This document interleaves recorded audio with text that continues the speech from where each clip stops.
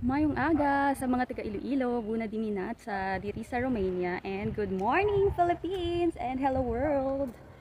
And now, nagtapon nga ako ng basura kasi aalis kami ng aking asawa. While naghihintay ako dito sa kanya sa may area na to kasi dito siya hinto. I-flex ko sa inyo yung napakadaming apples even dito sa may dampisang basurahan. Oh, di ba? Super dami ng mga apples. Gagmay pa lang ni siya. Hindi pa siya malaki, pero pwede mo na ni siya makaon. Galing, mauro aslom lang siya. Tapos, ini siya mga sayang ang mga small apples. Pero pag sa Pinas ni, aba, obos ini sa mga tao. Amo ini ang ila nga one of their local fruits diri sa Romania, ang apple. Ato na may ko na siya may dako. Pwede ko ni siya masaka. Kag pwede ka diri makakuha sang mga fruits, libre lang ni siya. Tapos ini naman siya ining orange nga ina nga sa babaw. I-score ko do siya ta ina siya kung hindi ako nagkakamali. Ang lasa niya sinais mauro aslom. Nag-message ang akon nga bana nga mabakal gali ako sang juice. Kay every time we travel nga mag-roaming around lang naman, kinahanglan may drinks kami sa amon nga car. Kag diri ako mabakal sa may boom. Dira ako makadto sa may boom, mabakal ako dira sang juice. Especially tapos sar nang akon nga bana, bago lang siya nag-abot. Pero baklan ko siya anay sang drinks.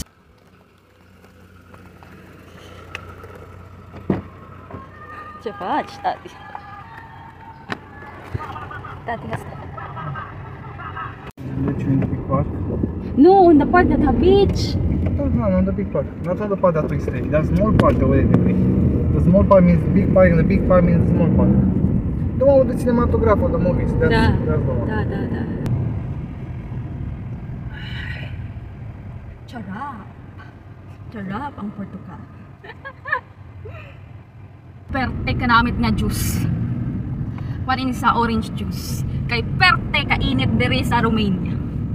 Grabe gid ka init nga nagalabot sa 40 degrees. Kag kinahanglan ko ang juice nga ini. Pero mas manami pagitani kung cola o kung Pepsi.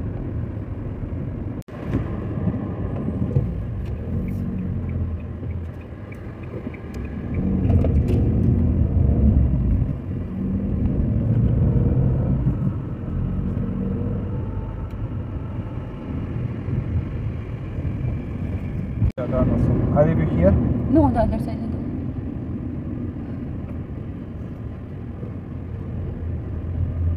Okay, here lang. Okay lang.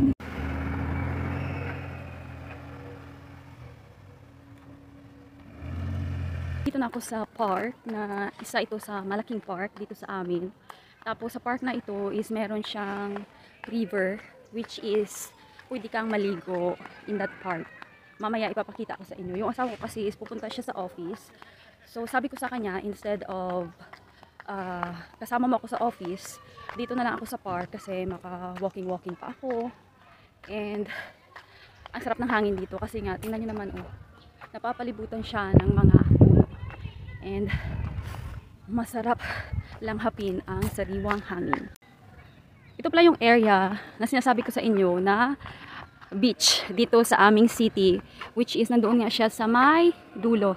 Tapos dito sasakay ka sa may pamboat or baroto tawag dyan siguro, basta ganyan.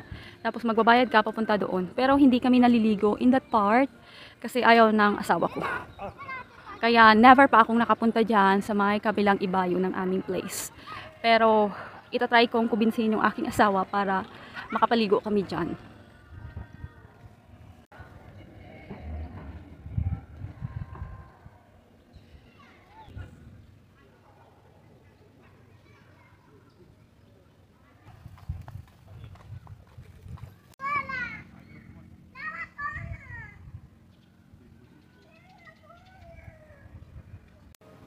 Meron din sila ditong ice cream outlet, which is makakabili ka dyan ng kanilang local ice cream. And mostly talaga yung kanilang ginagamit is mga local fruits. Ito ay nag-open lamang during afternoon. Kasi pag afternoon, super dami ng tao dito sa park. Kasi nga, super init sa mga apartment and even sa mga houses. So madalas sila ay pumupunta dito kasi nga yung mga anak nila pwedeng mag-biking, maglaro. And yung school, opening of the school kasi dito is September pa. I think mga first week of September, kung hindi ako nagkakamali. Ganyan yung style ng kanilang mga benches dito sa park. Tapos every corner ng kanilang benches is merong basurahan. Tingnan nyo naman yung kanilang basurahan. Very creative siya. Kasi yung itsura niya is mukha siyang isda. Or tinatawag dito na peste.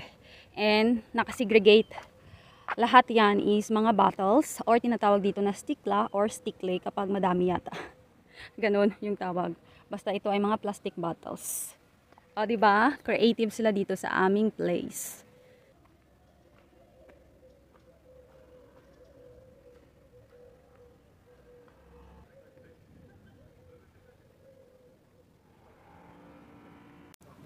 Yung bulaklak na ito is para siyang cosmos sa atin, kung hindi ako nagkakamali. Before kasi, super dami ng mga bulaklak dito sa park na ito, kaya gusto kong pumupunta dito. Pero ngayon, ewan ko ba kung anong nangyari, limited na talaga yung kanilang mga flowers na tinanim dito sa may... Ito yung area before, last year pala, na super ganda talaga dito kasi all of this is roses. As in, iba-iba yung kulay. Merong red, orange, violet. Kasi dito sa Romania, dito ko lang talaga nakikita yung mga different colors ng roses. Pero ngayon, is tingnan nyo naman, oh, malaka-laka ang ilang tanom ng mga roses. Tapos, ang color lang na nakikita ko ngayon is pink, tsaka red. Ganito siya, as in super ganda ito before. Pero ewan ko nga bakit hindi na sila ngayon nagtanim pa ng super daming roses dito. Kasi ang ganda talaga siya sa having pictures in this area.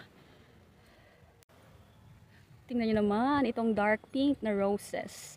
Pero bawal kang magputol ng roses dito kapag sa mga ganitong park. Then yung iba is namamatay na siya.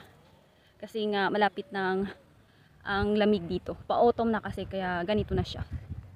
O, di ba? Patay na ang ganitong area.